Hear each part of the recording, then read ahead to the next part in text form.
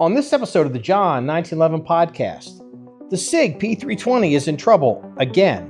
The SIG M7 Rifle is in trouble. Covefe in Europe, and Larry Vickers on Shawn Ryan. Okay, good morning, everybody. This is episode 371 of the John 1911 podcast. Today is Saturday, May the 10th, and this is going to be another solo episode. The boys are still a little bit busy, and obviously wanted to get this out. So I guess we'll start off unexpectedly. I guess it's kind of a surprise. We have a new pope. I mean, everyone's been talking about it already, so you really don't need to, hear what I think a whole lot about, the pope from me. I am Catholic. I will say that, Pope Leo the 14th was an unexpected pick. He was not considered in the running by a lot of the prognosticators. I should be very careful considering that I'm a prognosticator, so don't want to throw too many stones. But he wasn't on the list, the short list by any of the people that were watching how things were going to go. And I think that's a good lesson for politics in the United States. I've noticed this quite a bit, especially among certain prognosticators, that when there is a decision that has to be made concerning picking a group of people or concerning, filling a position, and there's a list of usual suspects, a lot of people tend to default to the names that they know because it's human nature.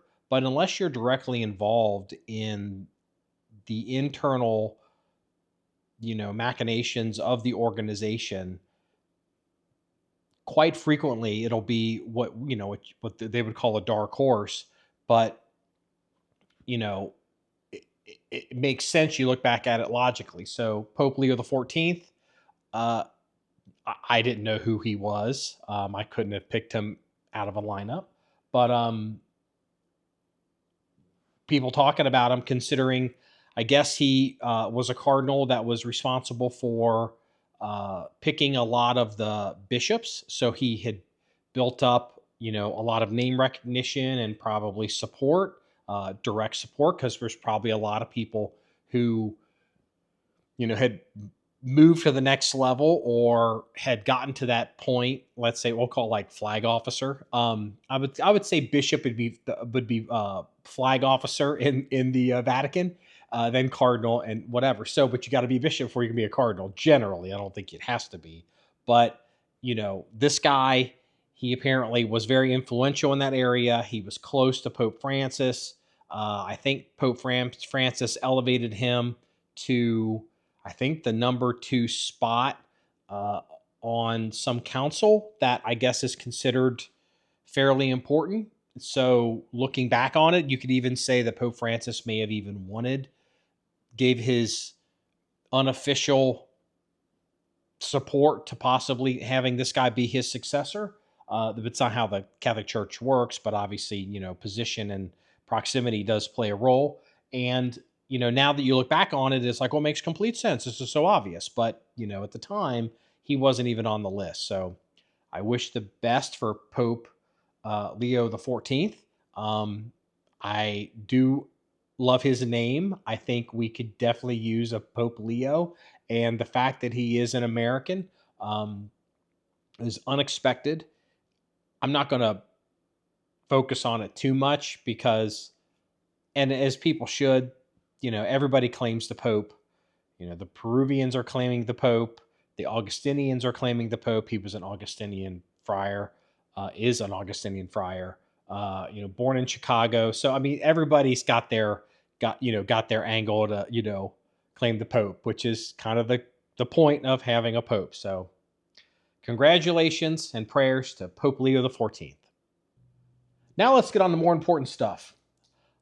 I have finally figured out why miles are better than kilometers. And I know this has been a raging debate in your household. But I was traveling overseas and I had an experience that finally proved to me why kilometers suck. I mean, I get it. The base 10 metric system makes a lot of sense. I shoot mil reticles. but I will admit that we run the John 97 range in yards. So, which is weird, but we do what we do. And I was overseas. I was traveling recently, and one of the things that I do when I work out, if I can find a gym, is I like to warm up, especially as I'm getting older. Um, as Kraken is prone to remind me that I'm no longer a middle aged guy; I'm just an old guy. And so I get on a treadmill, and I just basically crawl into a gym at dark early, put on my headphones with a cup of coffee, and just listen or do whatever I'm going to do for at least a mile at a fairly brisk pace, and just kind of, get it going. And then I hop off and hit the weights. Well, I'm on this treadmill. I'm in North Africa, and I'm hitting the buttons that, kind of like get up to like a certain speed. And I'm like, man, this thing is so slow. And I'm more and more. And so I realized this treadmill's speed is set in kilometers. And I'm like, it's so slow, and it's base 10 of minimal kilometers. It takes forever to get it up to our normal speed. So I finally I've solved the age old question why kilometers are no good, at least for a treadmill. So now you heard it from me. Um, let's see what else is there. I'm going to go through some stuff before I get back to the P320, because this is turning into the P320 podcast, and I just don't want to go there quite yet. So just bear with me. Also, this is a lesson I learned as I get older. I can't say you or us. I just really can only prove it for myself. As I get, you know, as you do things and you say things, and as you practice things, you will kind of default to those things. And so I had transited. I was, let's see now. So I flew to Lisbon, then went to North Africa, fucked around there. Then I flew back. Then I crossed back over into Spain. And so I was in Spain, in Barcelona, and I was trying to get some coffee. And I took high school Spanish. I took some Spanish in college, and I also studied Russian in college. And I didn't even like prepare to use Spanish while I was traveling. I just, I normally will try to, when I go places, I'll look up some words and do some things, how to order water, how to order chicken, how to order beef, restroom, that kind of stuff. And I was just kind of winging it this trip because it was kind of a last minute thing. So I'm talking to this woman, and I'm trying to order some coffee because that's what I need. I survive on coffee and milk. And I'm like, oh, I don't remember coffee in Spanish. So I'm like, what is it? And I literally caught myself about to say Covefe. And I'm like, oh boy, I've spent too much time on the internet. I'm now Covefe. So, which was the famous Donald Trump tweet typo when he was talking about coffee. And so instead of admitting that Donald Trump made a mistake, everybody just for a short time started calling coffee Covefe. And so I literally, in the deepest recesses of my mind, I'm like, ooh, what's the foreign way to say coffee? To talk to this woman, I almost said Covefe legitimately to her face. So luckily I stopped myself, and I'm sure she just thought I was some truncated American who, stumbling over the language, but I thought it was pretty funny. And I thought I'd share that with you. The final thing I guess I will say that kind of blew my mind traveling, I saw something, I took a picture of it too. And I saw something I've never seen before. And it just, it's a cultural difference. It's a daily, I don't know. I guess it's a cultural difference. I don't know how else to say this. It's an American brand. I was in the Barcelona airport, and I have seen something in an airport I have never seen before. A Victoria's Secret. And I'm like, who the hell's in the airport buying lingerie? Like, ooh, I forgot my lingerie. Or like, ooh, I got to bring some lingerie home. Or I don't know. I'm like, are people flying in from North Africa or flying back out to North Africa, and so they can go to sneak into the Victoria's Secret and very quickly put it in their carry-on? I just thought it was an odd choice, and there must be some demographic, economic reason to have a Victoria's Secret in the Barcelona airport. So I'll put a picture of that. I'll have to dig it up. I'll put a picture of that up in the comment section. And let me know why.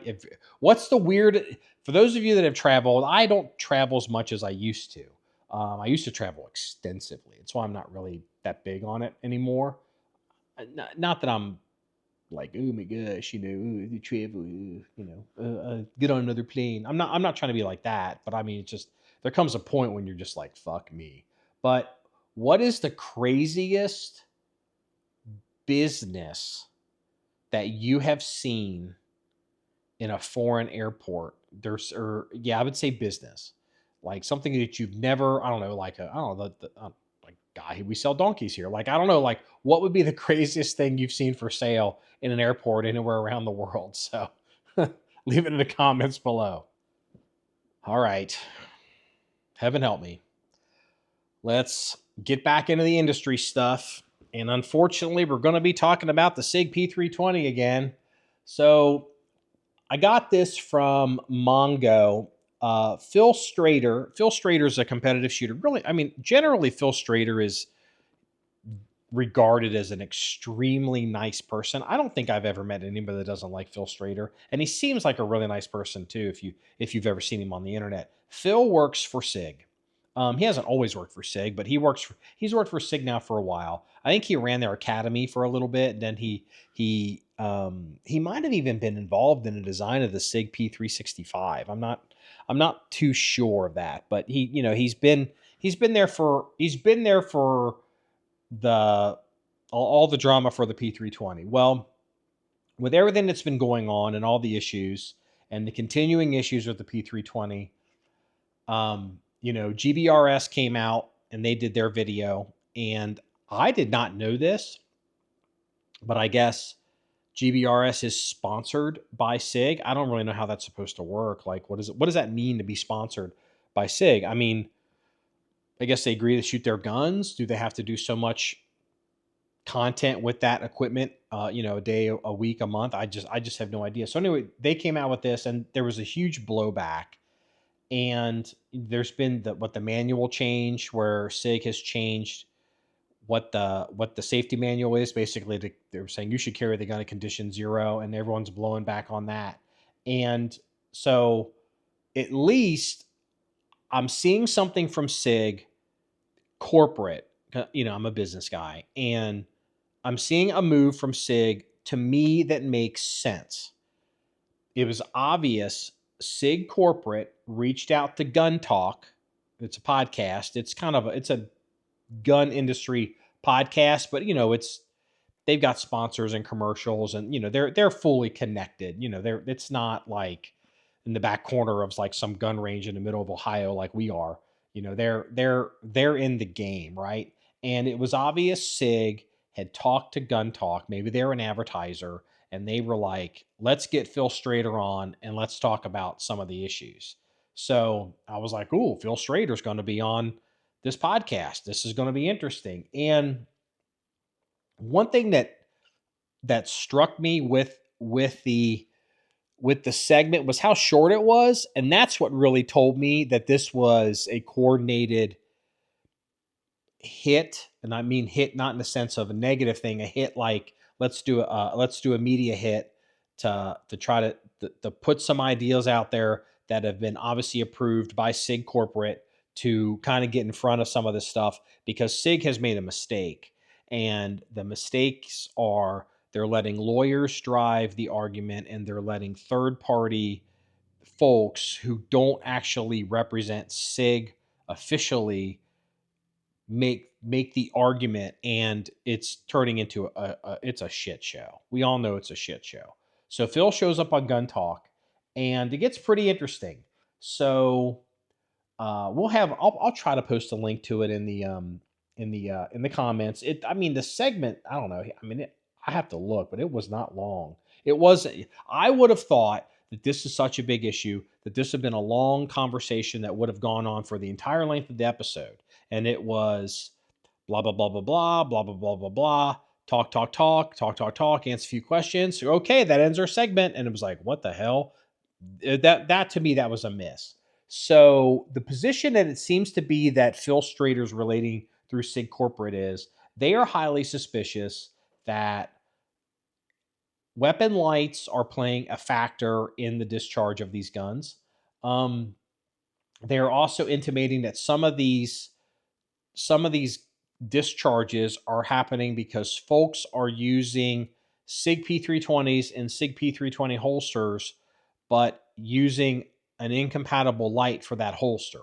I mean, I'm not going to name specific weapon lights, but for example, let's say the holster is designed for, Acme Light A, and for some reason the dude's using the Acme Light B. And so the argument is that this may be causing flex or twist on the gun. And this is something that I personally have had as a theory about the SIG P320 for a while.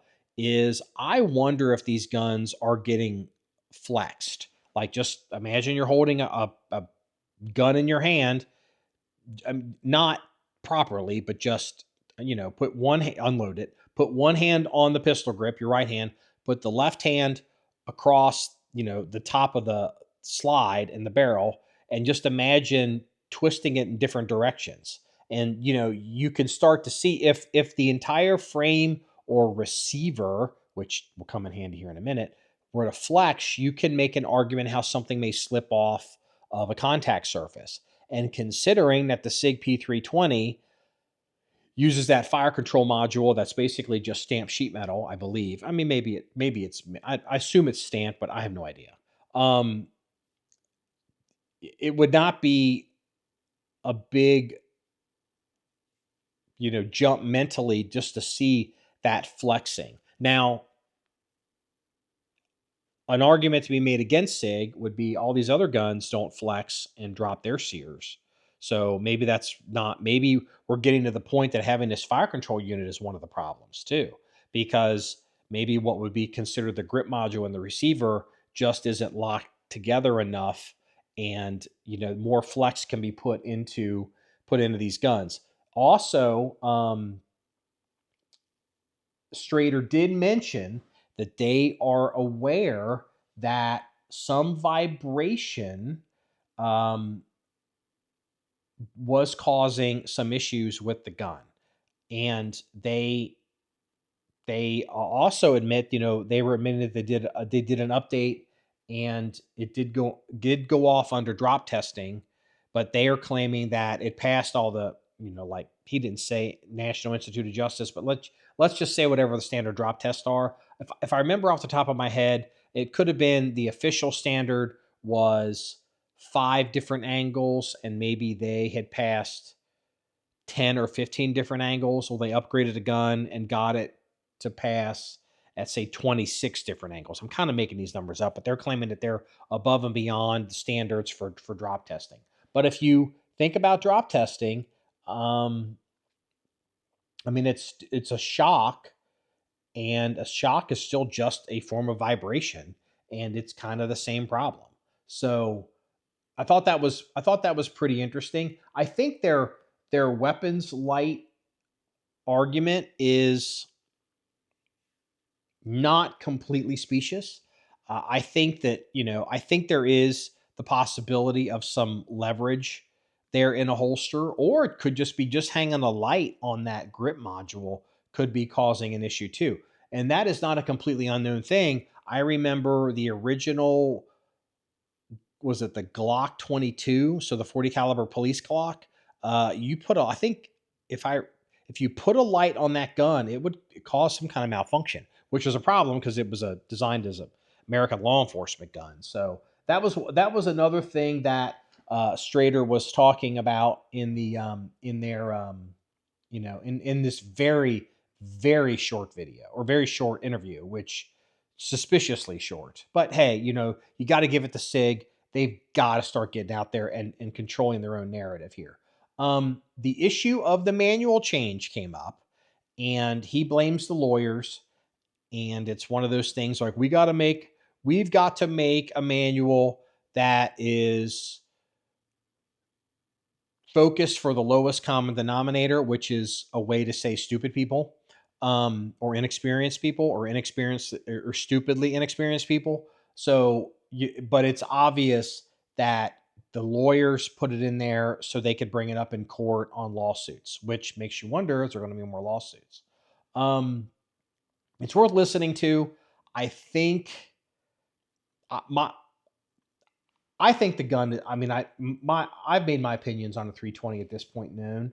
Um, I also think that the argument between the gun and the holster is not one that's completely lost or is completely settled yet. And in SIG's defense, SIG is claiming they can't replicate these discharges.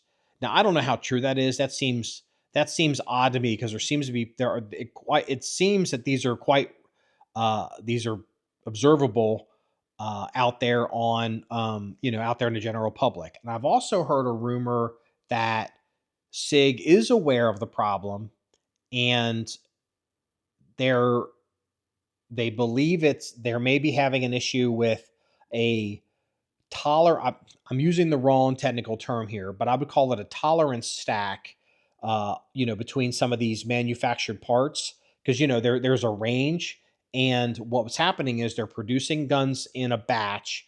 They're pulling one gun out or a couple guns out to do some testing. This batch passes, and apparently the rumor is that SIG has now instituted a plan where every individual gun gets individually quality controlled in the manufacturing process to make sure that these tolerances are in line on what I would call the sear surfaces, which I think is pretty interesting.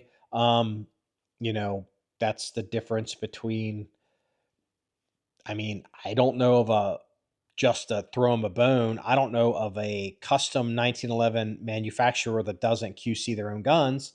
I know Kimber probably doesn't QC every individual gun because they're mass produced, which is a whole other issue. But, the guy that runs SIG used to run Kimber. And, if you're making as many guns as they're claiming they're making, or it seems like they're making, maybe the investment in trying to actually, armor gunsmith each individual gun before you send it out may just be too much for them to bear as a mass produced, gun manufacturer.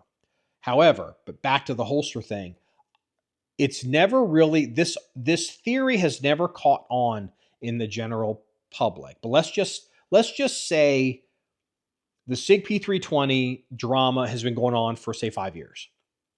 And all the SIG boys and they're having shit attacks, they're fighting on the internet, the GBRS, all the, it's like, it's people are at this point, it's like a sport. People are waving a jersey, Sharks versus the Jets, Yankees versus the Dodgers. I don't know. I don't know shit about sports. Bear with me. And that's true, but I am fairly certain that there have been a number of holster companies that have quietly been checking their shit because it's a hot potato and they don't want to get hung on being the cause of these guns going off. And in their defense, you can make an argument, well, X gun, Y gun, or Z gun doesn't go off in their holster, but you can easily see a situation where SIG would absolutely love to farm off this problem and push it on to X, Y, or Z holster company, especially duty holster company, and make them be responsible and take that hit, i.e. insurance, liability, judgments, etc. That is probably the argument and battle that's been happening in private that most people are not aware of.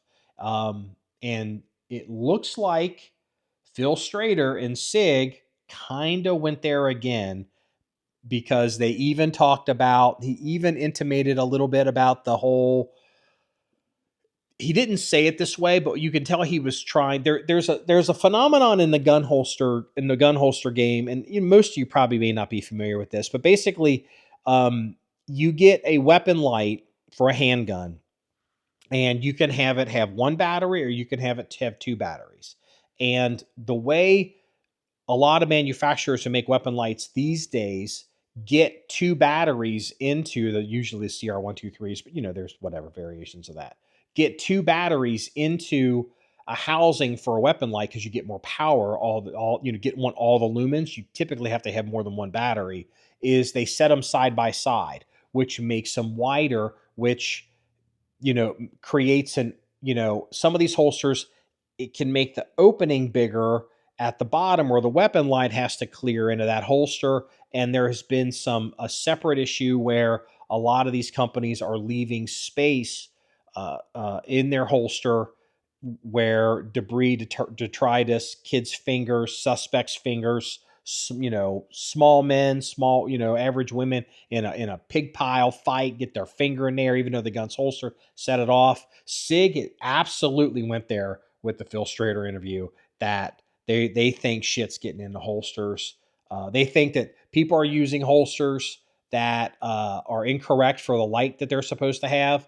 They intimated that there might be a twist or flex or leveraging on the guns caused by a light in a holster. And they intimated that a lot of these holsters are not completely sealed up, and keys and detritus are getting in and pulling the trigger. It seems to be SIG still is of the opinion that you cannot have this gun go off without the pull of the actual trigger, which, I mean, I'm no expert on pistol design. I've never owned a SIG P320, but it seems pretty common that, I mean, there's kids tripping these sears on these guns with punches in the back of the gun, so you don't have to pull the trigger. So I don't know how that's going to go over, but that's where we're at with SIG, at least right now, and SIG Corporate trying to defend themselves. One more thing, and then we'll go ahead and get to we got an ad read from a sponsor. But I touched on this before, and GBRS did the video on the SIG. I guess they are, they're representatives of SIG. They're paid, which is fine. I don't care. They seem like, look, here's my question, and I've asked this question before on the podcast, and I got a few responses which didn't seem really genuine, but I don't understand why there's a lot of hate for GBRS. I don't really know. I mean, I know who DJ Shipley is because he's kind of popped up on the internet. I certainly know who his father is because we'd all seen his father out there on the internet.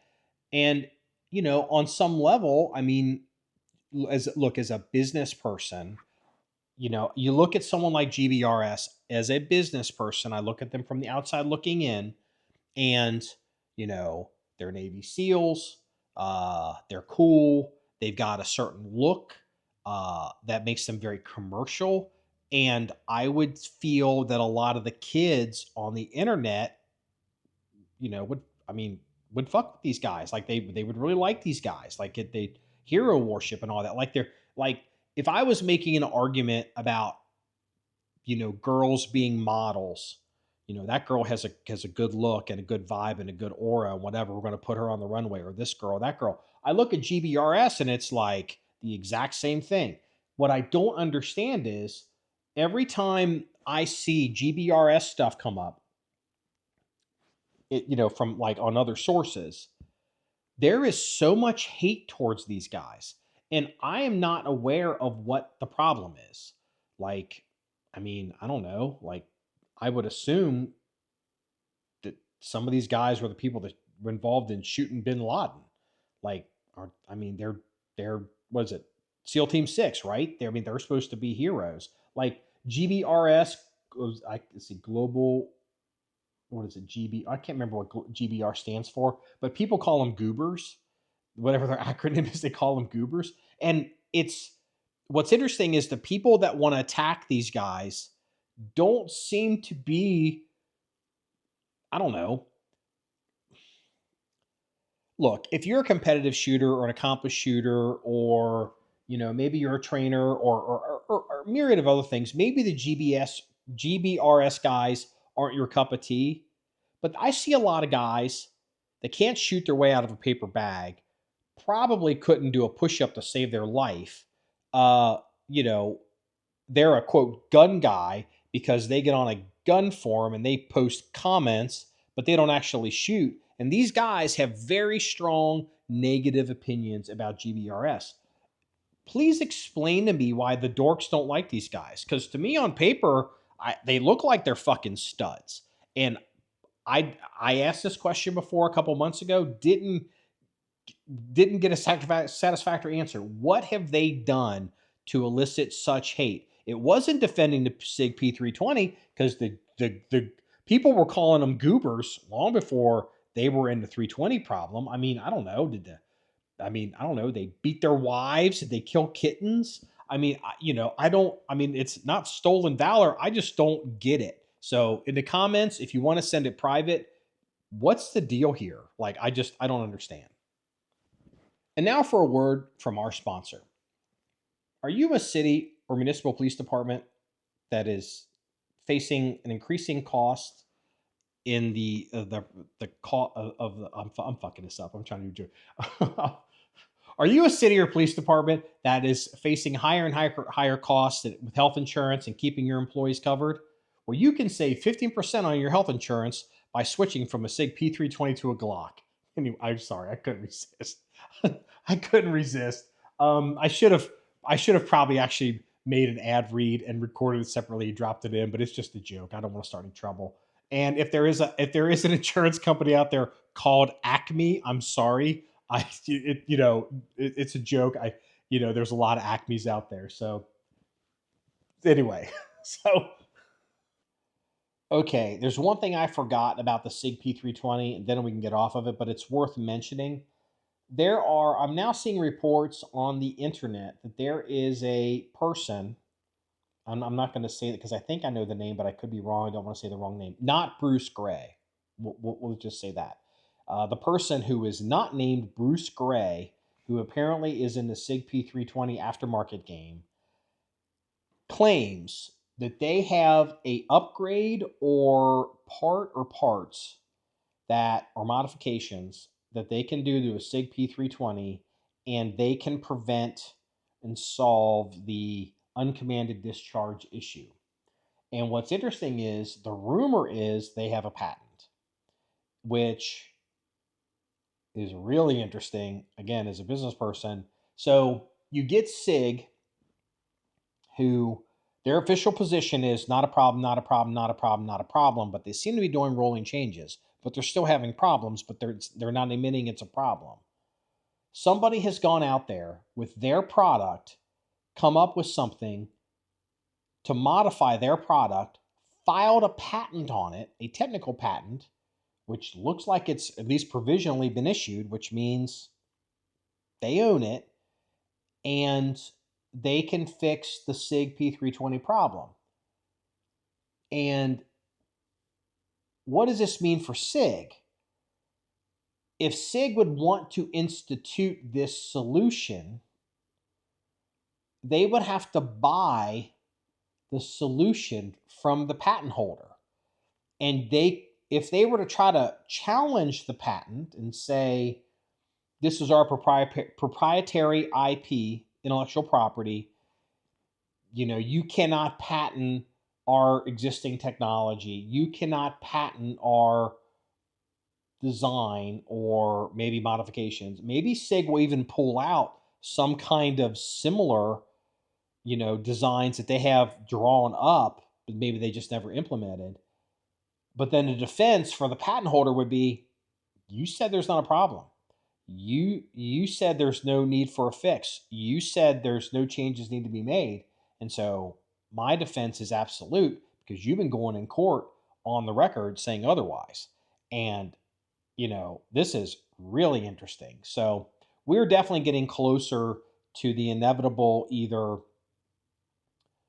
we're going to end up having with the M17A1, M18A1, SIG P320A1, or the SIG P320 2.0, or the SIG P321, or the SIG P320-A, or however you want to handle it.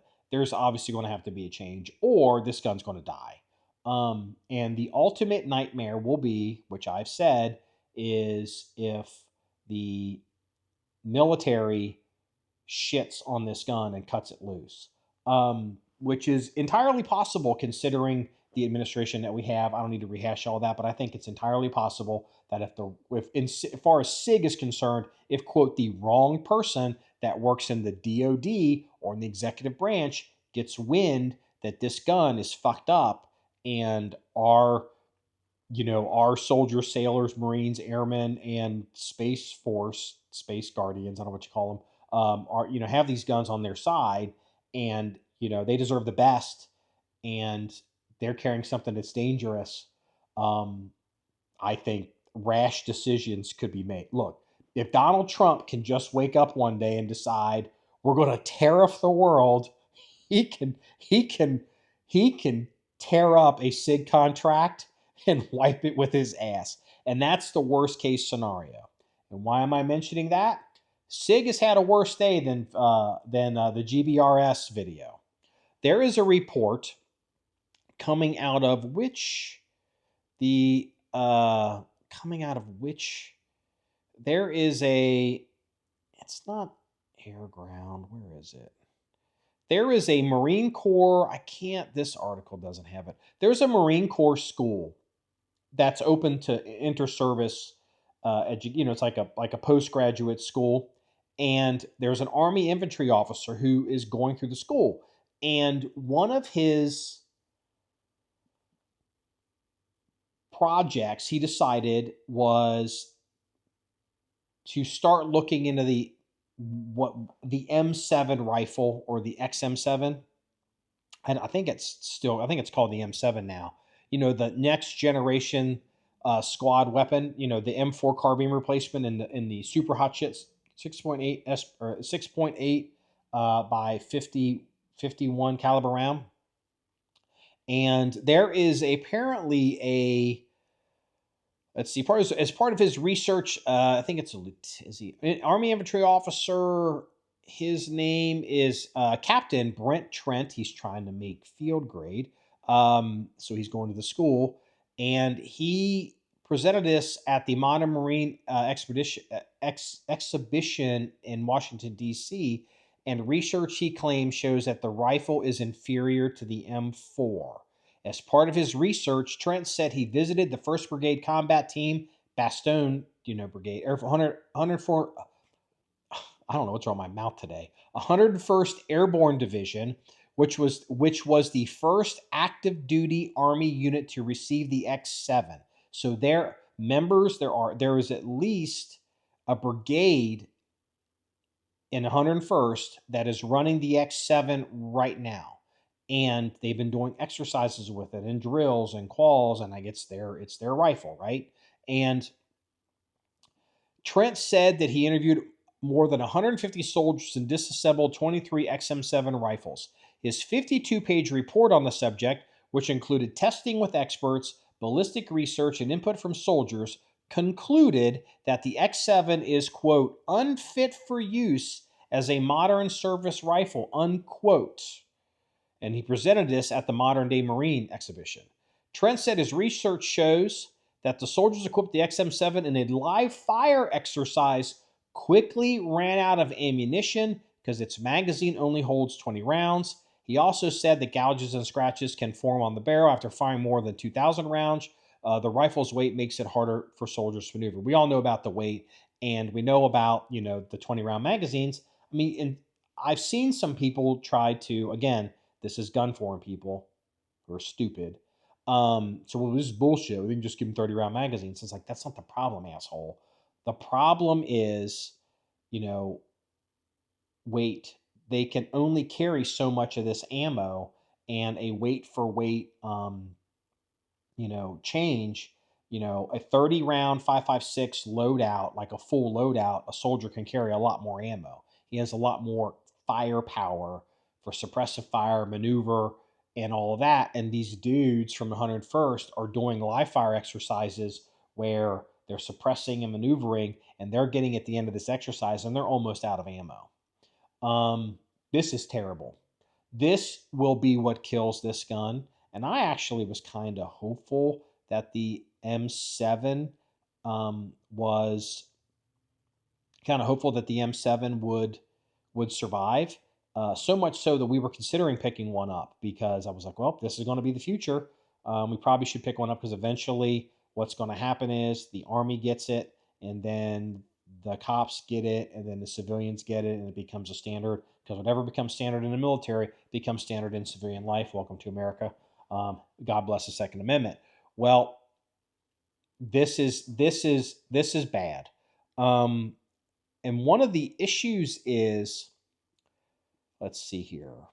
Trent also said that soldiers told him that nearly all their engagements in a military exercise were taking place within 300 meters, negating the XM7's advantage at longer ranges. He said the XM7 is a tactically outdated service rifle that would be better classified as a designated marksman rifle, if that. This rifle is a mechanically unsound design that will not hold up to sustained combat on a peer-on-peer conflict or peer-to-peer. SIG, as a matter of fact, in the interview, Strader, I think possibly Strader was asked about somebody at SIG has responded to this, and they were saying that SIG's response was, well, the person who's looking at the barrels didn't mic the barrels. They're just looking at them with their eye and they're untrained, so they don't know what they're talking about. And then as far as running out of ammo for exercises for maneuver, their SIG's position was, how the Army uses our gun is not our problem. That's, we don't tell them how to do stuff. You speak to the Army about that. We just build the gun. And that's a good answer, but it's also the answer that'll get this program shut down. And this, overlaid with the drama with the SIG P320, I think the M7 is in trouble. I don't know. I don't know. What's concerning about this report is they're claiming, because these guys are using these guns regularly, and stuff that gets used all the time, gets carried all the time, gets field exercises all the time, is it gets beat up on. And if they're starting to feel that this gun can't handle actual, infantry use, combat infantry use, because it just won't hold up, forget shooting out the barrel. It's almost intimated in it that this gun doesn't seem like it's going to be able to hold up to this. I mean, this gun's in trouble. Now, one of the issues that I think a lot of people don't really quite understand is the range issue with these types of guns. You have to keep in mind, we have 600-yard rifle range here. One of my areas that I'm fairly good at shooting is precision rifle. My areas where I'm a pistol shooter and I'm a precision rifle shooter. Actually, a TAC rifle user like the XM7 is not really my area of complete expertise. However, one of the issues that you run into is, if you're on the battlefield and you're fighting a near peer adversary, not jihadis, and they have artillery and they have air support and they've got drones, and you have artillery and you have air support and you have drones, one of the goals would be to get as close as you could to your enemy before you open fire on them and let them know that you are there. Because if you're crazy far away and you're outranging their guns with your guns, which the Army calls that overmatch, well, they're just going to call in artillery on you. And so, you can make an argument, maybe having all this extended range in a tactical rifle is not really where it's at. I think SIG is in big trouble. And, I'm going to say this because there's people that now come into the podcast that don't, they think I'm anti-SIG now because we're reporting what's been going on. And I really don't pay attention to SIG at all. When the Army first chose the SIG P320 as the M17 M18, we supported it. I figured Glock would win the contract, but if you look at what was the RFP for that program, they wanted modular. They wanted all this stuff that, they wanted an external thumb safety.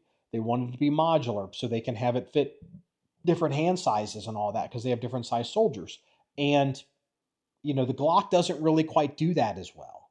It just doesn't. So, and the thumb safety on a Glock was like, that looked like a clutch. So it makes sense. Well, that is not really borne out to, be the case. The technology for the M7 rifle, this not bimetal, this binary case. I mean, it's got, brass and a steel base so they can get higher pressures and shoot farther. Like that seems really interesting to me. But, if it's the loadouts don't really work, if the rifle really can't hang, if it, if you, it's almost like you're going back to M1 Garand style, service rifles because they're heavier and, they kick harder. And so rapid shots up close is slower. Like, perfect example. Okay. Perfect example. I mean, what I'm about to say, I don't know, but I would guess. But let's use the Goobers, the GBRS guys. Again, I don't know why you guys don't like them, but you see these guys, and if they do their videos, and one thing that they do really really well is like the room clearing and flowing, because that's their job, right? And if I would be super curious because I know the answer, I think I do, but I'm not a SEAL Team 6 member. But if SEAL Team 6 guys right now were given the option, hey, do you want to clear that building with an M4 or do you want to clear it with an M7? I think we all know that it's going to be the M4. And so you've got a gun that doesn't do what the M4 does well. And then you've got a gun that isn't really needed to shoot 600-700 yards to be able to penetrate body armor at longer ranges, because that doesn't seem to be the way people fight. And I think SIG's in big trouble. I think 2025 has the potential to be a seminal year for the future of SIG USA. Okay, last of the industry news, then we'll go ahead and move on to some other stuff because I don't want to do a 2-hour podcast, especially solo. I saw a post by Larry Vickers, and he was holding up a mug for the Shawn Ryan show. So we can only assume, heck, I haven't even checked yet today. Larry Vickers is or has recorded a sit-down interview with Shawn Ryan.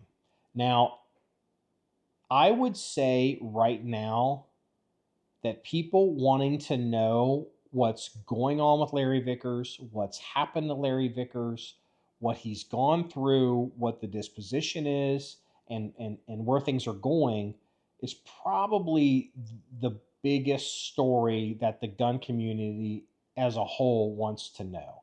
If you're not familiar, Larry Vickers was charged with violations of the NFA. He was charged with violations of Russian sanctions because he was trying to do business with people in Russia to get crazy Russian guns into the U.S. And, he and a bunch of other people were charged. We all have been waiting to find out how that was going to work out for Larry because he has been more active on social media. He's either teamed up with somebody or he started up a business called Firearms Friday or Friday Firearms. I'm not sure what it is, but if he's under disability, he can't touch guns anymore or shoot guns or handle guns or be involved with guns. But if he's got tons of photographs, he can leverage that and do stuff. And it looks like that's what he's doing. But he has not come out and said what's happened. Because last I checked, he had not been sentenced. Maybe he has been sentenced. We're hoping maybe he was able to make some kind of deal, and maybe he will not be under disability and he can come back into the fold, into the firearms industry. And I think, like many of you, this is probably the single most interesting episode of the Shawn Ryan show, other than, he's up there with John Shrek McPhee. Like the Larry Vickers one, I don't know if it's going to be interesting, but I absolutely want to see it. And maybe, I'm hoping against hope, maybe this is a sign that it's because Larry can talk. Maybe the sentencing is over. Maybe he was able to work out a deal. Maybe he can move forward and we can still have Larry.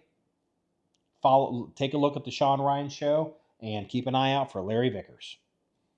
We'll do some politics, and then we'll do the best headline, and then we'll do the police blotter. We'll get out of it. So, politics, I noticed Donald Trump he had reached out to the president of Mexico and offered U.S. military assistance to help with the drug cartels. And that Scheinbaum, whatever her name is, she came out and was like, our sovereignty is whatever, whatever, whatever. And, a lot of people ran with it because they wanted to use it to make Trump look bad. And as soon as I saw that, I'm like, ooh, that is not good. Because if Donald Trump is offering to work out a deal to send U.S. military to Mexico to help, because we're having problems with the drugs and the border, and she turns it down, to me, that is almost Donald Trump saying, that's an awfully nice border that you have, Mexico. It would be a shame if something happened to it. And I would like to believe that the president of Mexico isn't so stupid as to not realize, oh no, Donnie's looking at me now, and he's talking military, and he's offering military assistance. And knowing Donald Trump, if shit doesn't get under control, he's not going to offer military assistance. He eventually will foist it upon me. I would say stay tuned to that. Next thing is, and this is kind of hooking back into the Pope a little bit, but I want to talk about Michelle Obama. And just bear with me. I promise it won't be bad. Because I know most people listening to this podcast are not fans of Michelle Obama, which is totally fine. I get it.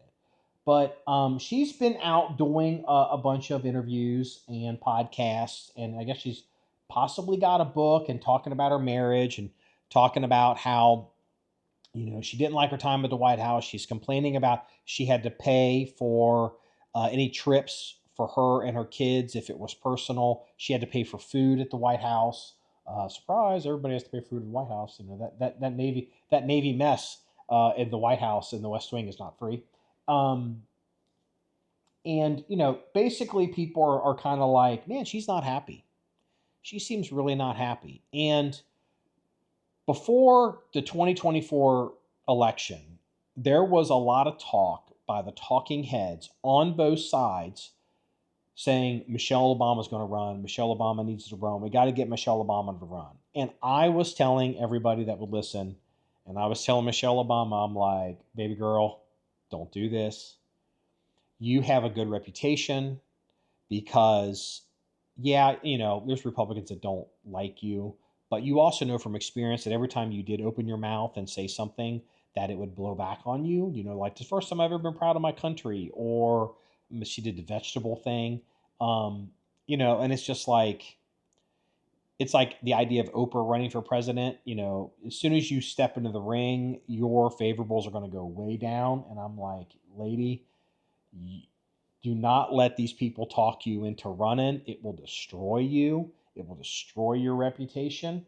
But Fox News and CNN and libs and Republicans be like, it's got to be Michelle. They're going to have to get Michelle. And it's just the way it's a default because they know certain names. And so they default to those names. And then all of a sudden, out of the blue, there's an X factor, or an X14 factor, like Leo the 14th comes out of it, it makes complete sense. Well, now it's coming out that Michelle's a train wreck. It's a mess. Her marriage to her husband is probably a mess. We've heard rumors about it for a while. And there's no way she could run. There's no way she was ever going to run. There's no way she would survive the scrutiny of running. Her husband ran. She didn't run. I mean, all the calling her Mike and all that kind of stuff. I mean, just be terrible. But, now we're kind of, just so you can be led around by the nose by Fox News by even doing a story on, let's discuss Michelle Obama possibly, being asked to run. And it's like, this is never going to happen. It's never going to happen, Brett Baer. Don't waste my time. Like Brett Baer having Vice President Mike Pence on, as a candidate to possibly run in 2024. It's like, shut up. Like, this was never going to happen. It's a waste of time. So anyway, the next thing, which I thought was funny, old Bernie Sanders. Oh, love Bernie. Bernie's a communist. It's not an insult to him. He's like, I'm a communist or a national socialist. And he's on his Fight the Oligarchy tour. And he's flying around with AOC, flying around in private jets to fight the oligarchy. And when asked about this, he gets defensive. And also, you'll notice, I guess because of Biden's inflation, Bernie Sanders used to say millionaires and billionaires. We got to stop the millionaires and billionaires. You got to pay their fair share. Now he just says billionaires. One, because he's a millionaire. But two, maybe because being thanks to inflation, man, $1 million really doesn't get you much anymore now, does it? So they asked him about this Fight the Oligarchy tour and flying private, and he gets all defensive. And they're like, well, you could just go from, fly first class, do this, you could save a ton of money. He's like, we got to get from place to place. So there's no way you can do all this without using private planes. And they're like, well, you could space it out. You could do that. Very easy to do that. And then finally he says, I'm not going to wait in line with 30,000 people. And it's like, oh, there it is, baby. There it is. And it's like, Bernie, no one cares about people flying around in private jets unless it's you. The only problem is most people that fly around in private jets do it with their own money. But never fear, a communist leader will find a way to be first among equals, and somehow he gets to fly around in a private jet. I'm sure Joseph Stalin flew around in private airplanes if he could, and lived in palaces, because that's just how it works. You begrudge people having money to work your way up, but then you start having money, and it turns out it's not even money that you made. You're basically leeching it off the system because you never had a real job. And well, I'm not gonna wait in line with 30,000 people, brother. I was waiting in line with 30,000 people JFK the other day, and it sucked balls. But that's called life. Final politics thing, and we'll get off this. SCOTUS has upheld Trump's transgender ban, and I support this. And I've been kind of just sniffing around to see, what's said about this. And everybody's like taking what I've seen. Everybody's taking the wrong. They're focusing on the wrong things because they want to make it a culture war. It's about, people should have the right to serve or, sacrifice and sign up. And then, there's this idea of we can't have all this chaos in the barracks and in the foxhole and all of that. And it's like, okay, whatever, like being in the military is about being around different types of people and cultures. And that's not the argument against transgender people being in the military. It's never been the argument about transgender people in the military. Paying for transgender surgeries has never been about the argument against transgender people in the military. I'm sorry to break it to everybody. The reason why transgender people in the military doesn't work is because to be transgender, you need all these medical procedures, and you got to be on all this medication, and you got to go through all this kind of stuff.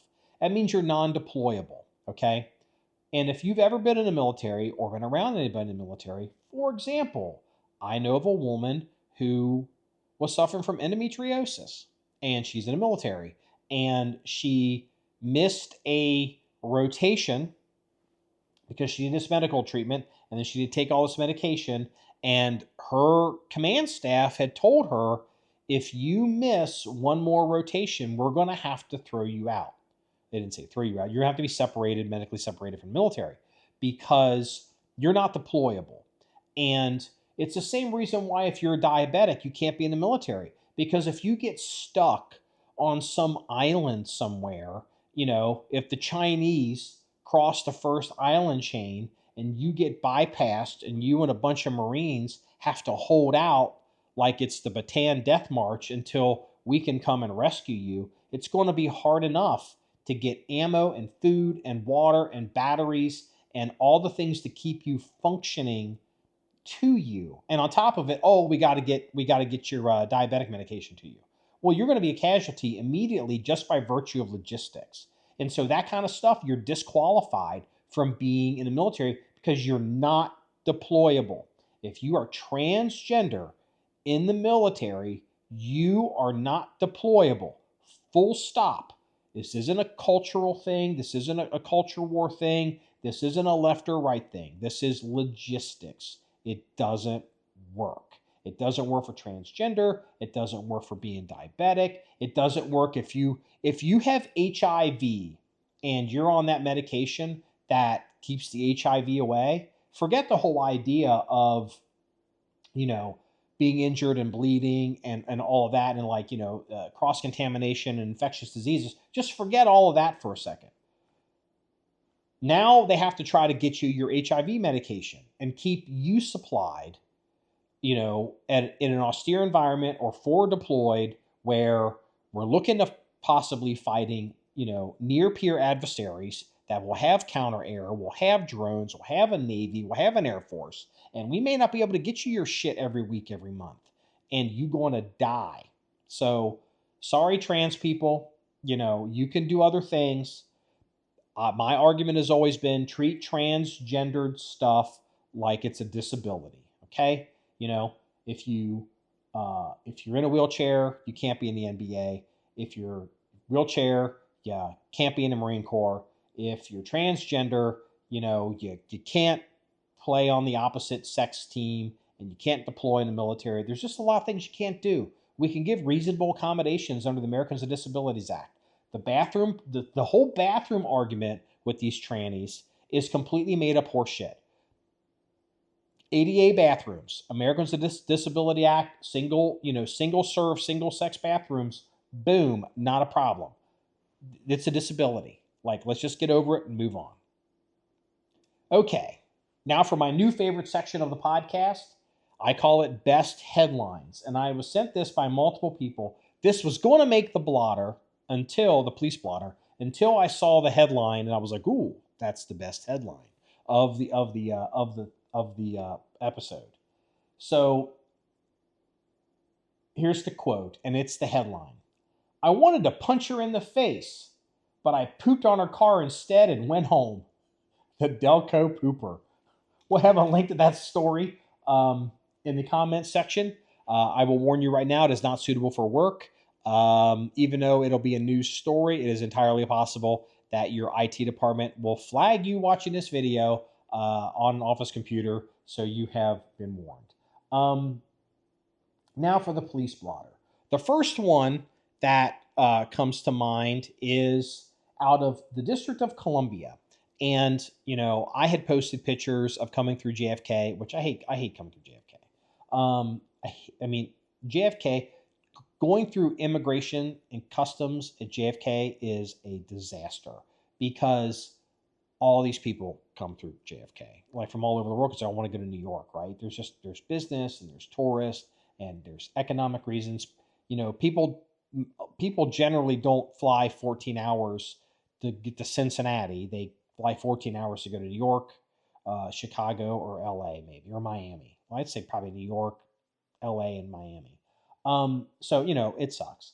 But, the immigrations and customs people who run all that, they did a raid on CBS News anchor Nora O'Donnell's restaurant. Apparently, her husband owns a restaurant in Washington, and they employ illegal aliens, and they were raided by ICE. And, that is just a level of awesome that, I think deserves being mentioned in the blotter. So, you're on TV arguing against the immigration policy of the president while also at the same time profiting off people violating U.S. immigration policy. I mean, if I was a lawyer and I was working at CBS, I think an argument would be made that you might need to be suspended because you didn't disclose this. Second story comes out of Florida, but actually involves a local man here to Cincinnati, relatively local. So a Kentucky man arrested in Florida days after winning a $167 million Powerball jackpot. James Farthing of Georgetown was taken into custody early Wednesday morning in Pinellas County for assault on an officer. You know how to go out in style, dude. I mean, look, as a family of hillbillies from the hills of Virginia and West Virginia, you know, everybody knows in a lot of cases, you give a hillbilly $167 million, one of two things is going to happen. The hillbilly is going to end up broken dead, or he's going to end up in jail. And that is what happened here. He purchased a ticket at Clark's pump and shop in Georgetown on Sunday. On Monday, he posted for photos with a celebratory check. By Wednesday morning, he was incarcerated. His arrest citation says Farthing was at a hotel Tuesday night when an officer tried to intervene in an altercation. Oh yeah, parking lot fight. The victim claims Farthing punched him with a closed fist. The arresting officer says that Farthing kicked him in the face. Oh yeah, that'll get you the silver handcuffs. The officer also said Farthing refused to comply with his orders and resisted arrest. Also known as kicking an officer in the face, Farthing is charged with battery of a law enforcement officer, resisting an officer, and battery, as well as violating parole. So yeah, and it goes on. So if you want to see more about Mr. Farthing, I'll have a link on the website.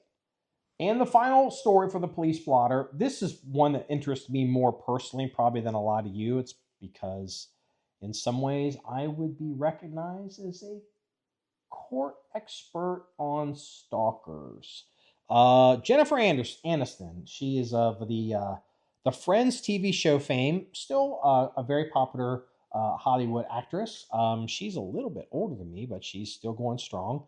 Us old people. Jennifer, so a guy who's been stalking her for a while showed up, 48 years old, showed up at her house and basically used a car and rammed through her gate, and her security yanked him out of the car, gunpoint, whatever.